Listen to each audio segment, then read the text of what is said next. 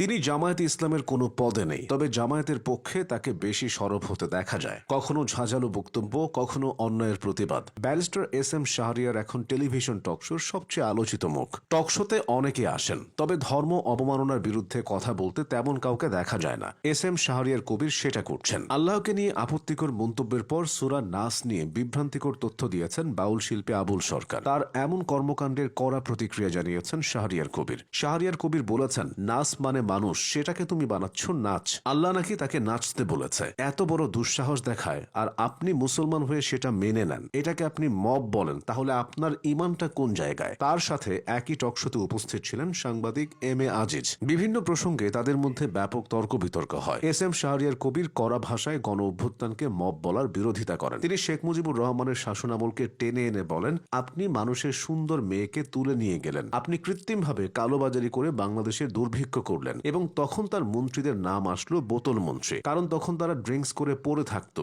আর দেশের মানুষ না খেয়ে মারা যেত। এস এম শাহরিয়ার কবিরের ভাষায় সেটা মব, ৩৬ জুলাই মব না। এম এ আজিজের আগে আব্দুল নূর তুষার ও ডাক্তার জাহেদুর রহমানদের সাথেও বিভিন্ন টকশোতে তর্ক বিতর্ক হয়েছে এস এম শাহরিয়ারের। লাইভ টকশোতে জাহেদুর রহমানকে বলে তিনি আলোচনা সমালোচনার জন্ম দিয়েছিলেন। কখনো কখনো তাকে উপস্থাপকের সাথে বাক বিতণ্ডায় জড়াতে দেখা যায়। তিনি ৭১-এর আগে পরের সব ইতিহাসকে ভালোভাবে উপস্থাপন করার কথা বলেন। তার কথাবার্তা শুনে অনেকে তাকে জামায়াতের এজেন্ট বলে, এতে তার কোনো আক্ষেপ নেই। বেগম খালেদা জিয়ার একটা মন্তব্য টেনে এনে শাহরিয়ার কবির বলেছিলেন, বাংলাদেশে কেউ নিরপেক্ষ না, তাই তার কোনো দলকে পছন্দ করার অধিকার আছে। তবে জামায়াত ঘেঁষা হওয়ার কারণে তাকে দেশ ছাড়া করা হয়েছিল বলেও তিনি টকশোতে জানিয়েছেন। এস এম শাহরিয়ার কবির বাংলাদেশের সুপ্রিম কোর্টের একজন আইনজীবী। নিয়মিত টেলিভিশন টকশোতে দেখা গেলেও তার কাছে সেটাই তার আসল পেশা। তিনি 3S চেম্বার্স নামের একটি আইনি ফার্মের হেড অফ চেম্বার হিসেবে দায়িত্ব পালন করে যাচ্ছেন। এই ফার্মটি ঢাকায় অবস্থিত। মূলত উচ্চ আদালতের মামলা, কর্পোরেট আইন এবং প্রকল্প ভিত্তিক আর্থিক লেনদেন সম্পর্কিত কাজ পরিচালনা করে।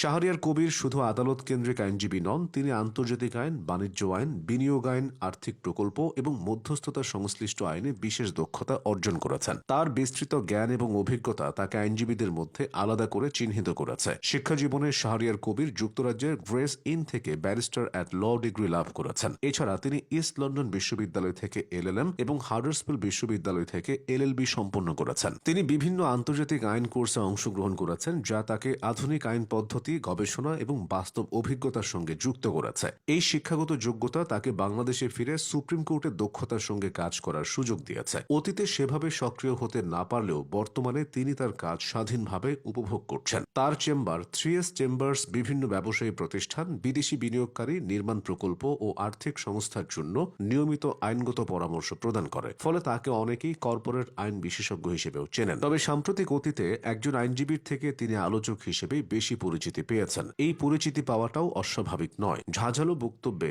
এস এম শাহরিয়ার কবিরের বেশ বাকপটুতা রয়েছে। এছাড়া তিনি শেখ মুজিব ও শেখ হাসিনার শাসনের সমালোচনা করে এবং গণ অভ্যুত্থানের পক্ষে কথা বলেও অনেকের নজরে এসেছেন। পরিবর্তিত পরিস্থিতিতে জামায়াতের সাথে বিএনপির দূরত্ব বাড়লেও শাহরিয়ার কবির সাবেক রাষ্ট্রপতি জিয়াউর রহমান এবং সাবেক প্রধানমন্ত্রী খালেদা জিয়ার ব্যাপারে বেশ ইতিবাচক। অন্যদিকে আওয়ামী লীগের প্রতি তার কঠোরতা বেশ ভালোভাবে ফুটে ওঠে।